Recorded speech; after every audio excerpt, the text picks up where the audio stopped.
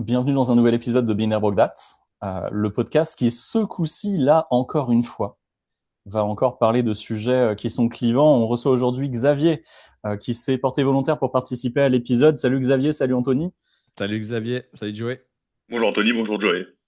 Ouais, et on s'est chauffé un petit peu comme d'habitude dans cette conversation. Et Xavier, en fait, tu viens dans cet épisode avec un sujet particulier qui nous a déjà fait pas mal rire juste avant qu'on commence à enregistrer. C'est quoi ton sujet? Eh bien donc merci beaucoup pour l'accueil. Donc moi je travaille dans l'industrie informatique depuis approximativement 12 ans et je redécouvre l'industrie informatique grâce à LinkedIn qui est mon réseau social préféré sur lequel j'essaye d'interagir avec beaucoup de gens de la manière la plus conflictuelle possible. Et j'essaie aussi d'en extraire des informations qui sont pertinentes pour ma carrière et puis potentiellement pour la carrière de mes amis.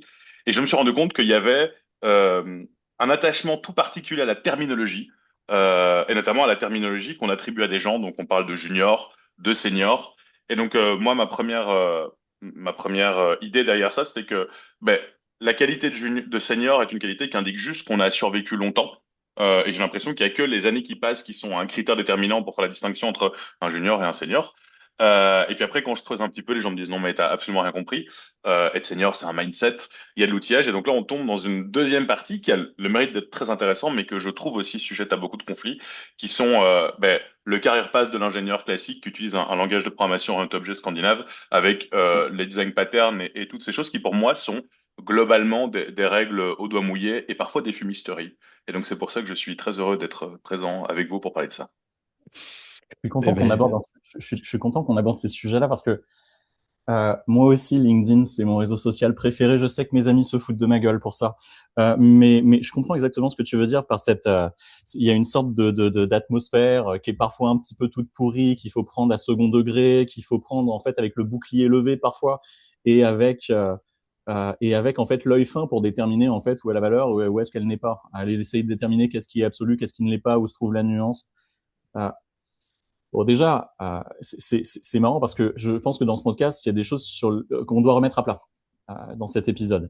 Le fait que dans ton assertion de départ, tu dises des gens me disent que il faudra qu'on détermine qui sont ces gens, que tu dises que tu lis certains posts qui sont sur des concepts que tu considères comme, j'ai plus le nom que tu as utilisé, pas pédant, mais Péremptoire. ouais, péremptoire, des fumisteries. Je C'est sais de que la c'est provoque, hein. ouais, mais c'est de la provoque, j'adore, mais je pense que c'est une provoque j'adore. qui est juste parfois. Et la question, c'est, on peut déjà commencer par poser une question, c'est Mhm.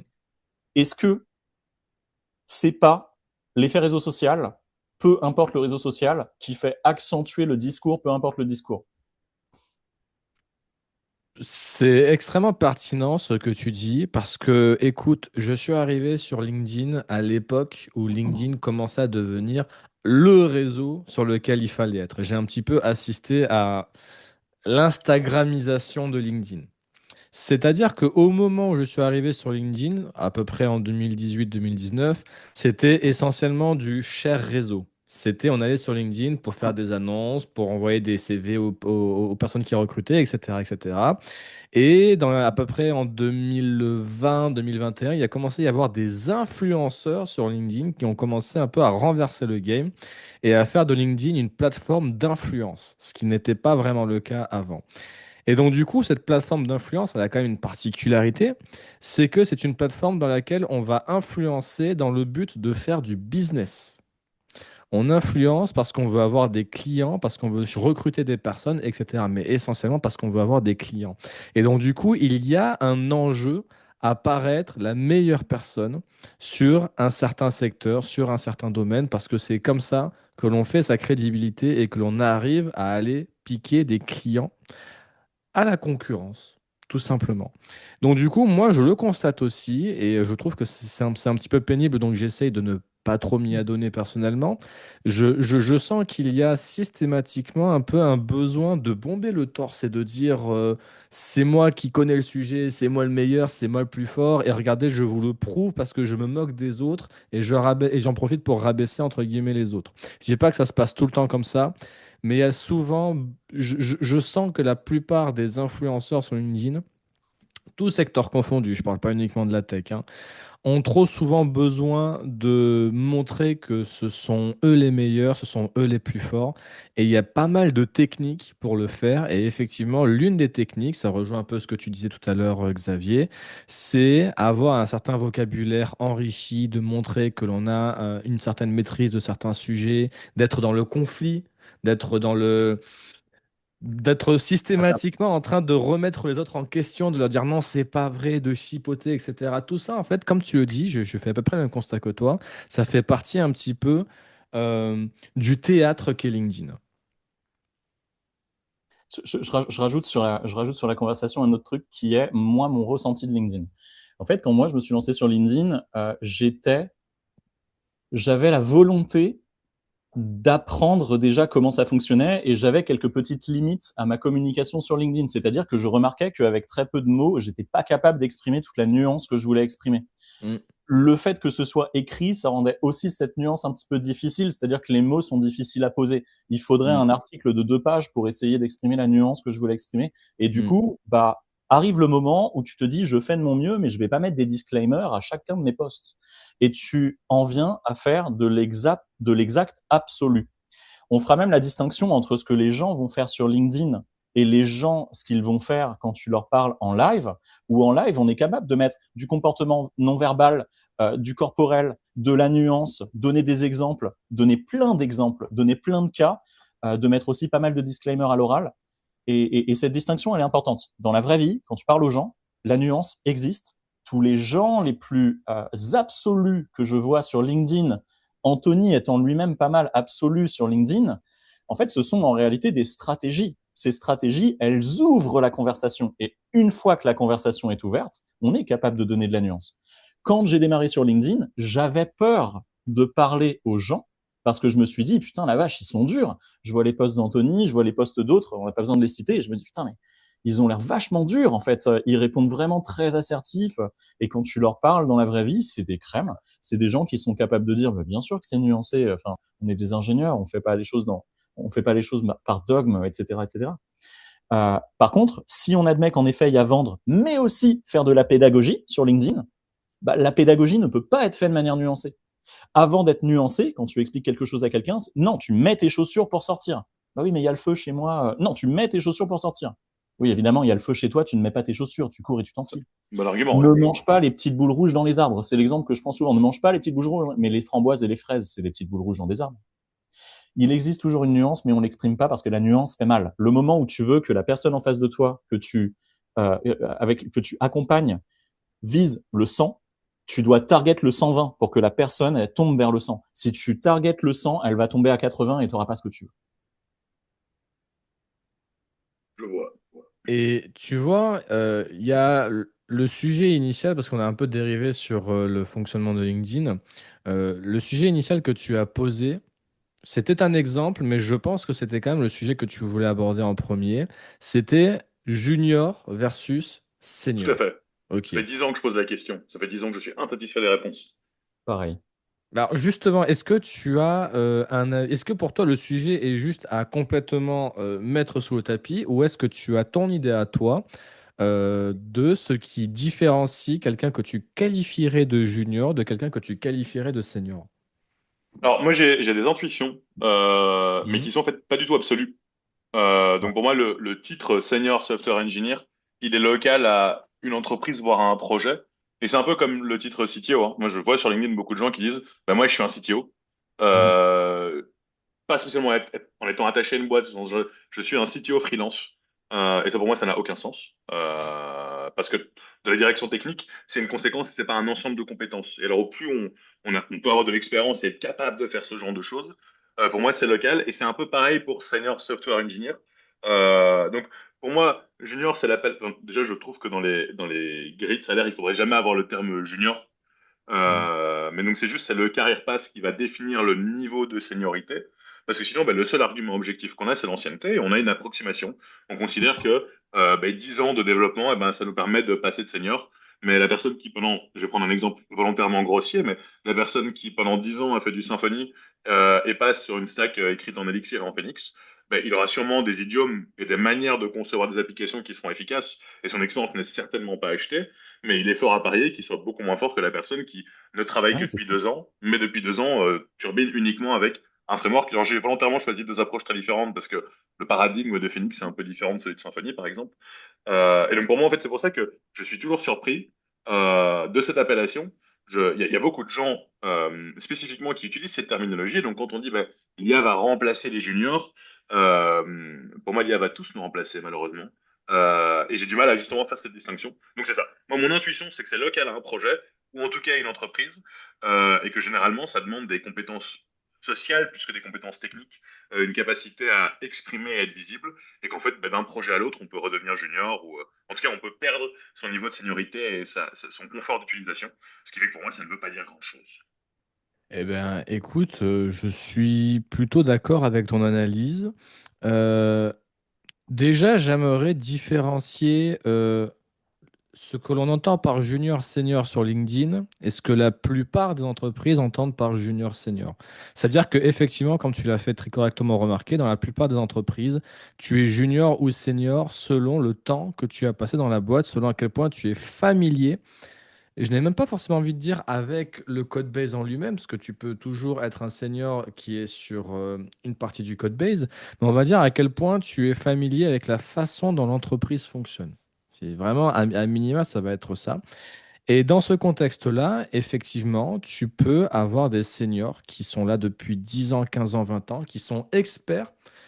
Je vais même aller encore plus dans la caricature que toi. Ils ne sont pas juste experts en Symfony PHP, ils sont experts dans leur façon de faire du Symfony PHP qu'ils font toujours de la même façon depuis 10 ans. Des cas comme ça, je suis sûr que Joey t'en a aussi rencontré. Moi, j'en ai rencontré plus dans l'environnement Java, des personnes qui font du Java Spring Boot exactement de la même façon depuis 10 ans. Dès que tu les fais migrer de version sur Spring Boot, ils sont complètement perdus. C'est d'ailleurs les gens qui te mettent le plus de bâtons dans les roues quand tu essayes de faire migrer les choses.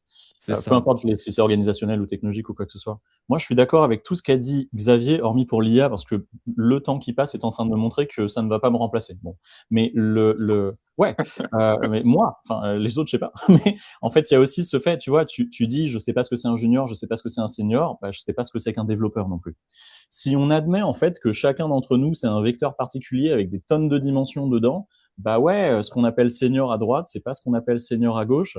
Pour autant, et malheureusement, on a besoin d'avoir des mots qui permettent d'exprimer certaines idées. Et quand, par exemple, moi, je fais un post qui dit Hey, les juniors, venez nous parler, on fait un épisode ensemble et on essaye de faire quelque chose, on a déjà une conséquence. La première conséquence, c'est que des gens qui pensent être juniors, avec tous les stigmas qui vont avec, soit je suis pas très bon, soit je suis débutant, soit je suis jeune, soit je suis complexé, syndrome de l'imposteur, etc. Soit je veux faire le contradictoire comme toi, Xavier, en disant j'ai envie de venir et d'essayer de comprendre c'est quoi un junior. Mais en fait, la conséquence, c'est qu'on a ces discussions. Je dis junior, ça appelle une certaine catégorie de personnes. Ça a d'ailleurs plusieurs catégories de personnes. Je dis senior, ça appelle déjà d'autres catégories de personnes. Alors, s'il est vrai que c'est une définition locale à l'entreprise, au contexte, d'ailleurs, à une équipe dans une entreprise, même potentiellement à un sous-contexte, pour autant, il y a quand même des gens qui se reconnaissent dans la manière générique. C'est-à-dire que Mm. nous trois, nous sommes développeurs. Qu'est-ce que c'est qu'un développeur? C'est vraiment très difficile à déterminer, mais on l'est tous les trois. On est développeurs. Et c'est déjà suffisant. Donc en effet, ouais, le junior LinkedIn n'est pas le junior dans ta boîte. Et on peut même essayer de comprendre à quoi ça sert, parce que les mots, ils ont un pouvoir. Quand tu appelles quelqu'un junior, tu n'as pas les mêmes conséquences que quand la personne s'appelle elle-même junior. Mhm. Imaginons que quelqu'un, ça fait 25 ans que la personne fait ce qu'elle fait, elle a évolué dans des contextes qui sont complètement différents, elle a changé, elle a fait différents domaines, elle a fait de la fintech, du transport de fret, du militaire, de la medtech, sur des technos qui sont diverses. Cette personne-là, elle a les socles solides en architecture, en collaboration avec les autres, en ways of working et en organisationnel. Et cette personne s'appelle junior. On peut admettre ce profil un petit peu étrange. Est-ce que cette personne est un junior? Bah, si cette personne s'appelle junior, il y a peut-être un truc à aller diguer. Il y a peut-être un mécanisme psychologique de cette personne qui se dit je suis jamais vraiment trop confiant, même avec 20 ans, après 20 ans.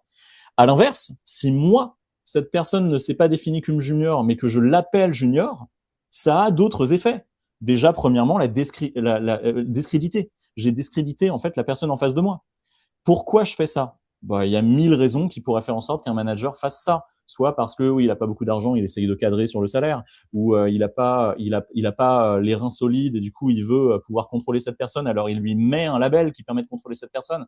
Et je suis pas en train de dire c'est bien, c'est pas bien. On comprend tous que ce qui est en train de se passer n'est pas bien. Mais en fait, les mots ont un pouvoir. Et le moment où on utilise des mots, ça crée un cadre. Il suffit de répéter ces mots assez souvent pour que le cadre prenne vie. En fait, c'est des incantations, ces choses-là. Ces mots sont des incantations. Donc, encore une fois, si on remonte le fil et que je tergiverse pas trop, oui, il y a un socle commun sur lequel on peut tous être d'accord. On admet qu'on diverge. À combien de pourcents on diverge, c'est pas très intéressant parce qu'on se concentre sur le socle commun. Par contre, le moment où on ne diverge plus, le moment où on doit donner une définition locale, évidemment qu'elle est surlocalisée. Deux personnes qui parlent des mêmes choses n'en parleront pas en fait dans les mêmes étendues et dans la même compréhension. Pour autant, ces deux personnes peuvent être dans la même catégorie, senior, junior, expérimenté. Il y a même des gens en fait, ils ont commencé à appeler les gens dans leur boîte senior trop tôt et ils se mettent d'un coup à fabriquer des rôles parce qu'ils savent plus quoi mettre. Ils disent ah oui mais toi t'es au-dessus de senior, t'es staff. Ah non mais toi en fait t'es au-dessus de staff, t'es principal engineer. C'est Et tu vois principal. qu'en fait le mot n'a plus vraiment d'intérêt hormis localement. Ce qui crée d'ailleurs un conflit supplémentaire, c'est que quand tu sors de ta boîte, que soi-disant tu étais principal, mais qu'en fait quand tu sors, tu étais juste un bon vieux contributeur, tu as maintenant un très gros sujet de conversation avec tes prochains recruteurs ou les gens à qui tu parles. Qui est-ce que tu citais, Xavier? T'es CTO, ouais, mais CTO où, quoi, comment, t'as combien d'XP, t'as machin? Ce que je sais, et la raison pour laquelle je suis d'accord avec toi, Xavier, c'est que jamais de la vie, je considérerais que le temps uniquement Mhm. décrit la seniorité. Heureusement. Ouais. Pour être Spring Boot, pas la votre faiblesse de l'industrie Java. Bon, je tacle pas, mais on s'en fiche de Moitié. Spring Boot ou quoi que ce soit. Et si tu veux, moi j'en ai fait pendant longtemps, mais le fait est, très souvent, on a l'expression 10 ans, 1 an d'expérience. 10 fois 1 an d'expérience. C'est une expression célèbre pour parler des gens qui, ils ne font que répéter. Eh bien, écoutez, moi j'avais quand même un avis sur la question, quelques éléments clés quand même, parce que ça a l'air d'être important dans notre industrie de séparer deux catégories de personnes. Si on a ces notions de junior et senior dans une entreprise, c'est effectivement la plupart du temps pour des raisons de salaire. Mais si on les a également sur LinkedIn, c'est parce que, comme tu l'as dit, de jouer, on ne s'adresse pas forcément au même niveau, je dirais, de maturité. Et pour moi, c'est ce qui va distinguer le junior d'un senior. Ça va être le niveau de maturité, le niveau d'indépendance et la capacité qu'il a à impacter le système dans lequel il travaille. C'est-à-dire que moi, dans ma conception, un junior, c'est quelqu'un qui va avoir besoin d'aide lorsqu'il va être bloqué sur certains sujets, tandis qu'un senior, c'est quelqu'un qui va être beaucoup plus indépendant lorsqu'il va être bloqué sur un sujet, qui va avoir beaucoup plus d'outils dans sa boîte à outils pour se sortir de son problème. Qu'est-ce que vous en pensez? Moi, alors, j'ai l'expérience de. Donc, moi, j'ai le titre, donc en termes de position dans la grille salariale, je suis senior software engineer dans mon entreprise. Récemment, j'ai dû. Donc, pour donner un peu de contexte, moi, je travaille sur un langage de programmation. Et donc, on est une entreprise qui travaillons sur. Alors, entre autres, puisque c'est un projet issu de la recherche française, on travaille sur le compilateur, mais on Mhm. travaille aussi sur le support éditeur, etc. Et donc, moi, je travaillais spécifiquement sur le support éditeur, donc le language server, avant qu'LSP soit créé. Puis maintenant, on essaye de travailler avec ça. Et il se trouve qu'on a des mécanismes d'implémentation dans notre langage serveur qui ont beaucoup de sens. Donc, on a des mécanismes de recovery. Donc, c'est un langage qui a un système de type inféré, avec une inférence principale. Donc, dès qu'on a une erreur de type, potentiellement, cette erreur de type, elle va se répercuter partout. Et donc, quand on compile notre programme, ben, on arrête la compilation parce qu'on a atteint une erreur de type par unité de compilation. Par contre, quand on écrit du code, ben, on n'a pas spécialement envie qu'on ait Mhm. juste une seule erreur qui soit reportée. Et donc, on a un mécanisme qui s'appelle la typing recovery et qui fait que ben, chaque fois qu'on a une mise à jour du langage OCaml, eh ben, nous, on doit aller vendorer le front-end du compilateur et aller patcher tous les endroits où on a mis cette recovery. Et donc, il a été décidé il y a quelques mois qu'on allait prendre ce code de notre language server et qu'on allait l'upstreamer dans le compilateur. Eh ben, même si je peux fièrement prétendre être un senior software engineer parce que c'est écrit sur mon contrat de travail, arrivé directement dans le tape shaker de Camel, moi je suis redevenu complètement junior. Et j'ai besoin d'avoir des reviews très avancées. Claude m'aide relativement peu. Et donc en fait, c'est pour ça que pour moi, j'entends bien que, enfin, à partir du moment où on décide d'attacher la notion d'expérience et d'autonomie par rapport au projet, ben, je suis totalement d'accord avec l'appellation. Alors, je préfère expérimenter et moins expérimenté que junior senior parce que j'ai Oui. l'impression qu'il y a une sorte de barrière qui nous dit, bah, ah, là, j'ai réussi. Mais par contre, je sais pas si je serais content de me vendre comme étant volontairement un néophyte parce que dans ce sujet spécifique qui est relativement compliqué, qui est un projet d'ingénierie complexe, qui est le compilateur de Camel, eh ben je suis débutant, alors que globalement j'arrive à me servir de Camel pour faire mon métier depuis quand même une dizaine d'années et Ouais. je pense avoir certaines formes de productivité et d'autonomie quand j'écris du logiciel. Donc c'est pour ça que même si je suis d'accord avec l'assertion, j'ai quand même l'intuition que c'est très très local à un projet et que moi par exemple il y Bah oui. a une discipline de l'ingénierie que je ne saurais jamais faire, c'est le déploiement d'applications. Alors c'est peut-être parce que je travaille avec des langages qu'on n'a pas besoin de mettre en production comme OCaml, mais moi je sais pas comment on écrit un Dockerfile, je trouve que c'est inintéressant. Pour moi c'est le métier d'autres personnes, bon, c'est un autre métier et j'en ai vraiment rien à faire. Et là-dessus j'accepterai avec joie de dire que je suis totalement néophyte, complètement junior et j'espère que je vais le rester éternellement parce que ça m'intéresse pas du tout. Mais par contre, ben oui, je considère que en fonction de la thématique, en fonction du type d'outil, eh ben on peut très très rapidement redevenir junior. C'est pour ça que quand on parle des juniors viennent me voir pour comprendre comment réussir à progresser dans leur carrière, eh ben je pense que ça se spectralise pour avoir un prisme très très précis et qu'en fait, ben, même en ayant 15 ans d'expérience à très très haut niveau, en étant très productif et reconnu par la communauté comme étant un expert, mais si après il faut, j'espère moi, configurer son éditeur ou écrire le Dockerfile, on peut très rapidement redevenir débutant. Donc pour moi, c'est pour ça que quand bien même on a une distinction et elle semble être positive et utile comme vecteur de communication, eh ben, je la trouve souvent parcellaire et donc complexe d'interprétation. Bah, Eh dans ce ben, cas-là, on est tous sur la même longueur d'onde. eh ben, Magnifique. écoute, ce que j'aurais à redire là-dessus, c'est que est-ce que aujourd'hui, tu as 12 ans d'expérience en tant que développeur, c'est ça? Est-ce que tu as déjà eu besoin de déployer des applications dans le passé? Oui, mais j'avais des amis très compétents.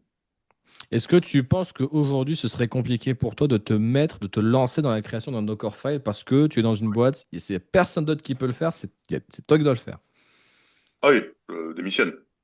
Ah, tu démissionnes carrément? Ah ouais, un Dockerfile qui est l'idée affreuse, hein. Je veux dire, c'est isolation de process et puis un langage en Hmm. fonction des points virgules qu'on met, ça change le niveau de layer. Ah non, non, j'abandonne. Je demanderai à l'IA qui va se planter et puis je mettrai en production. J'ai réussi à ne pas réussir à mettre en production correctement une application sur Clever Cloud, hein. Donc moi, je suis une cause perdue. Vraiment.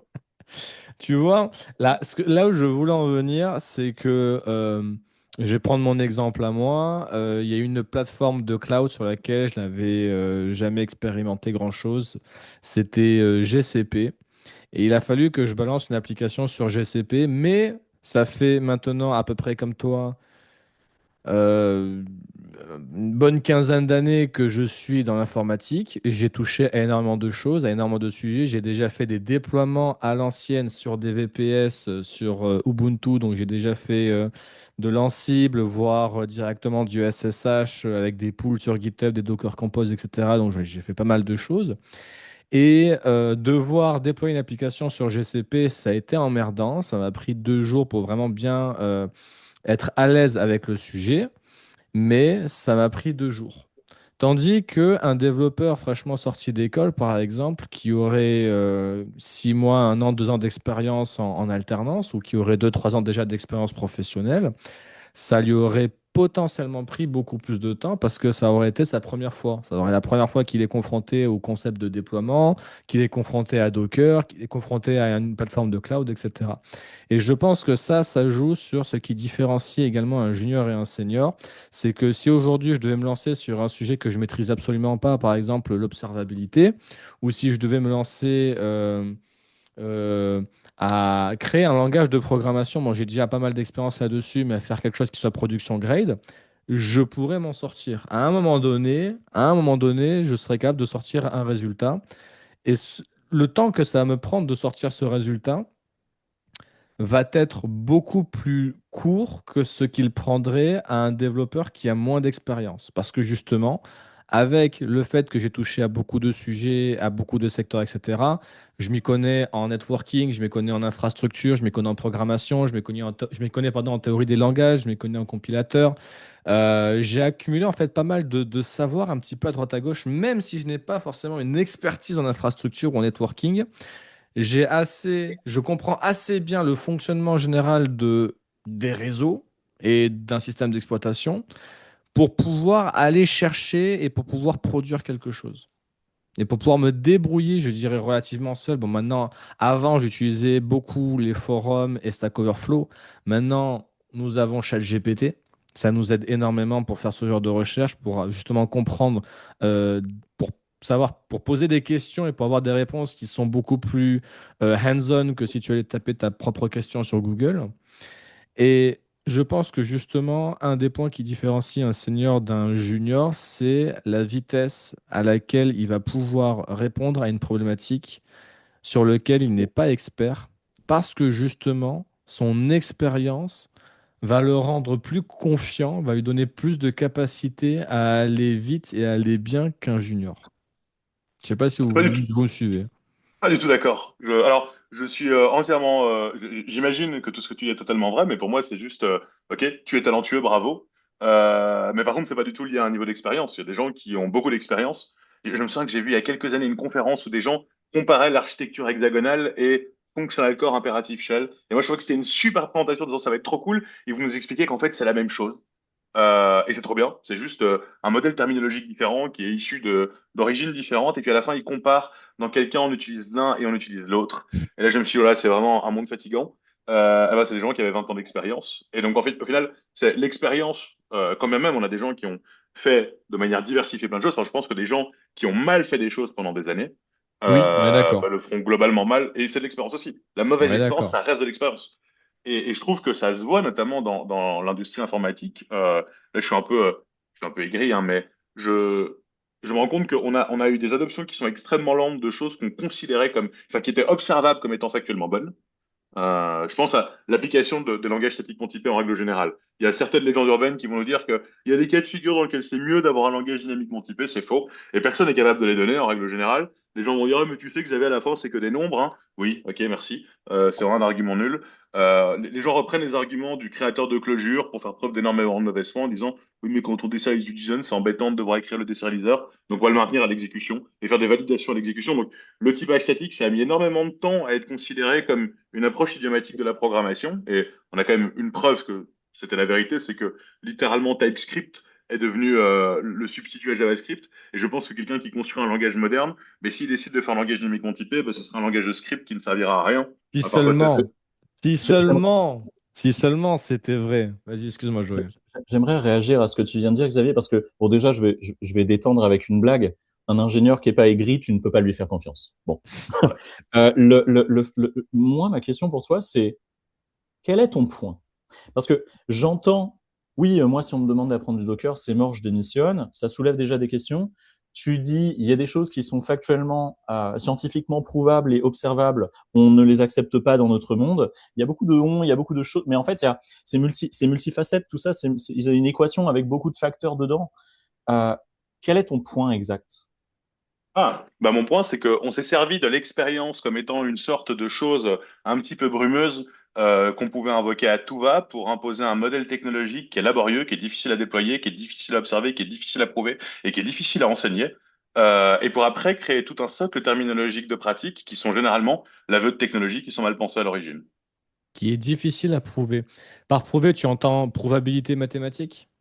Alors, oui, enfin, en tout cas, probabilité d'exécution, peut-être pas spécialement jusqu'à des méthodes formelles, mais des mécanismes d'analyse formelle qui sont pas spécialement liés à l'usage des mathématiques. Je pense qu'on peut avoir différents cadres d'instrumentation formelle qui sont pas spécialement liés à de la théorie avancée de la preuve. Ok, Euh, il y a encore du on dans tes phrases. J'arrive pas à pointer du doigt Ah mais, exactement.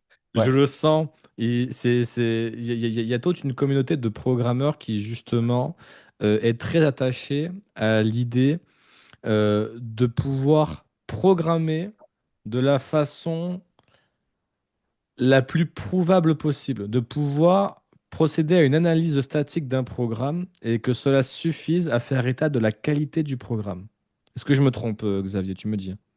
Non, alors, j'imagine que cette communauté existe, mais quand je Oui, dis on avec des grands guillemets, c'est juste que on a quand même des métriques très précises sur l'adoption des outils et des technologies, oui, et sur les seuils d'intérêt. Donc, quand je dis oui. on, c'est une projection potentiellement de la société des individus sur Internet et du marché de l'emploi, qui elle est quand même observable. Je sais par exemple que il y a, on va dire, 500 fois plus d'utilisateurs de Python que d'utilisateurs même probablement plus. Enfin, il existe un facteur de développeurs Python qui est bien plus grand que des développeurs OCaml, par exemple.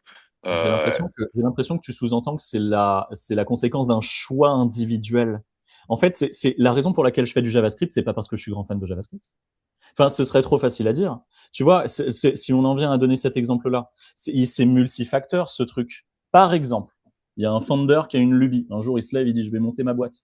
Et il dit, ouais, on va tout faire en JavaScript parce que. Et puis, du coup, il commence à peupler des offres et puis il récupère un junior ou un expérimenté qui travaille en JavaScript. Tu vois déjà que il y a eu plein de choses qui ont influencé ce choix de JavaScript. C'est pas un founder, le founder n'a pas même la compréhension du monde qui lui permettrait de dire il me faut un langage statique de machin qui soit prouvable et formel. La compilation impliquerait qu'il n'y a pas d'erreur dedans, etc., etc. Donc en fait, ok, cool. Est-ce que tu vois un choix individuel dans ces statistiques que l'on a d'usage? Parce que si c'est le cas, moi je peux t'assurer que tous les gens qui bossent sur du Java, ils veulent tous passer sur mieux. Ils veulent tous passer sur du Kotlin ou mieux encore. Et ça, c'est la différence entre je fais ça, j'aimerais faire ça, mais le monde est ce qu'il est et il y a des tonnes d'influences qui vont faire qu'ils n'utiliseront pas les bonnes méthodes, les bons langages, les bons machins. Et bon, c'est ta définition à toi, on Ouais. s'en fiche de laquelle elle est, C'est mais oui, bien c'est sûr. ce que j'allais dire. Que signifie Oui, bon? tout à fait. Je peux avoir une intuition qui sera sûrement péremptoire et désagréable pour le coup, mais alors, donc, moi, mon propos, c'était essentiellement de dire qu'il y a tout un véhicule de documents qui est produit par les gens qui utilisent l'étiquette de senior. Et qui utilise justement ces vecteurs terminologiques pour mettre en place une collection de bonnes pratiques et ça se matérialise par des articles du style «Moi, je ne suis pas la hype» ou alors «Je ah, parie sur des technologies résilientes et anciennes». Et ça, peut-être que je me trompe et peut-être que je serais tout à fait, j'accepterais tout à fait de l'entendre, hein, mais peut-être que c'est moi lié je à pense mon pas que moi, spectre. moi je pense que tu as raison. Moi je pense que tu as raison avec ça, mais ça vient pas en conflit avec le point précédent, je pense. En fait, Oui, ce que tu es en train de dire, d'ailleurs, en plus, c'est pas vraiment un conflit, parce que moi, de tout ce que tu dis depuis tout à l'heure, je résonne avec, tu vois. Vraiment, je résonne avec. Oui, vibe. Tout à l'heure, je te disais, par exemple, qu'il y a un cas d'usage des mots qui est discrédité. Le moment où Joey dit, je suis senior, c'est moi le boss, c'est moi le gars trop cool, je suis capable de faire des trucs de ouf, quelle est l'intention derrière? Deuxième point, quelle est la conséquence, etc., etc. Et évidemment, si j'ai envie de te vendre un bouquin sur le fait que si tu manges des pommes en codant, ton code sera de meilleure qualité, je vais me dire expert en mangeage de pommes et code. C'est logique. En fait, il y a une intention qui te fait avoir ce comportement-là. Est-ce que c'est le bon comportement? C'est hors sujet. C'est hors sujet que ce soit le bon comportement ou pas. C'est ça la conséquence, c'est que tu vas avoir un discours qui est de l'ordre si ça ne tient pas par rapport à notre historique, notre littérature et notre science, bah, tu passeras pour un charlatan. Et dans ce cas-là, ça te fera dire, bah, les gens qui s'appellent seniors sont des charlatans. Pour autant, le sophisme, ce serait de dire tous les seniors, tous les gens qui se disent seniors, ou alors tous les gens que l'on appelle seniors sont des charlatans. Parce que dans ce point-là, il y a aussi un autre sophisme après, qui est, bah, est-ce que tu es senior parce que tu te dis senior, ou est-ce que tu es senior parce que les gens qui ont travaillé avec toi t'appellent senior? En fait, encore une fois, là, on est sur un débat sémantique qui est hardcore. Ce débat sémantique, on pourrait pointer des gens de bien et des gens de mots, en fait, dans toutes les catégories qu'on vient de citer. Euh, si ton point, c'est de dire j'ai observé sur LinkedIn une propension incroyable, LinkedIn ou ailleurs d'ailleurs, une propension incroyable de gens qui se disent je suis senior, je vais à contre-courant parce que moi j'ai trouvé la voie et j'ai vu la lumière, bah oui, je corrobore, j'ai C'était fait ton pas, observation. C'est pas tout à fait ce que je voulais dire, hein. C'était à la question quel est mon point par rapport à mon observation. C'est qu'au final, de mon point de vue, ces espèces d'abstractions permanentes sur des mots, pour lesquels, au final, on est quand même tous d'accord pour dire que le seul critère sur senior junior, c'est la durée, qui est la seule observation globalement objective qu'on peut avoir. Et après, le curseur qu'on met est subjectif, mais on peut globalement admettre qu'un an, c'est plus ou moins la même chose pour nous trois. Et que cette approche justement de cet obscurantisme terminologique amène aussi à créer des niveaux de crédibilité qui sont extrêmement variables. Et je ne dis pas que tout le monde le fait, je ne dis pas que toutes les personnes qui se revendiquent seniors le font aussi, hein. Et j'imagine même qu'on peut trouver des gens qui seraient dans la Ligue junior qui le font aussi, Ouais. mais très souvent, on va se servir du titre lié à l'ancienneté comme étant un vecteur de confiance, et que ça va permettre de véhiculer des idées qui, de mon point de vue, sont terribles pour l'industrie. Et je pense que pour certaines boîtes qui vendent des bugs, c'est magnifique, hein. Mais là, par contre, c'est évidemment le petit couloir dans un sujet qui est un peu autre et qui est faire la promotion de ma paroisse. Donc des langages statiquement typés avec des beaux modèles de type et des schémas de Ouais, compilation ouais, ça on avait efficaces. saisi. Ça on avait saisi et pour le coup, j'ai l'impression qu'en fait on est plus en train de se plaindre tous les trois du fait que bah oui malheureusement l'usage Bah, des mots, ouais, l'usage de ces mots-là en fait est complètement Subjectif. tendancieux. Ouais, c'est tendancieux en fait. C'est impossible de déterminer ce qu'il y a derrière tant que t'as pas un historique, une compréhension de la personne qui parle.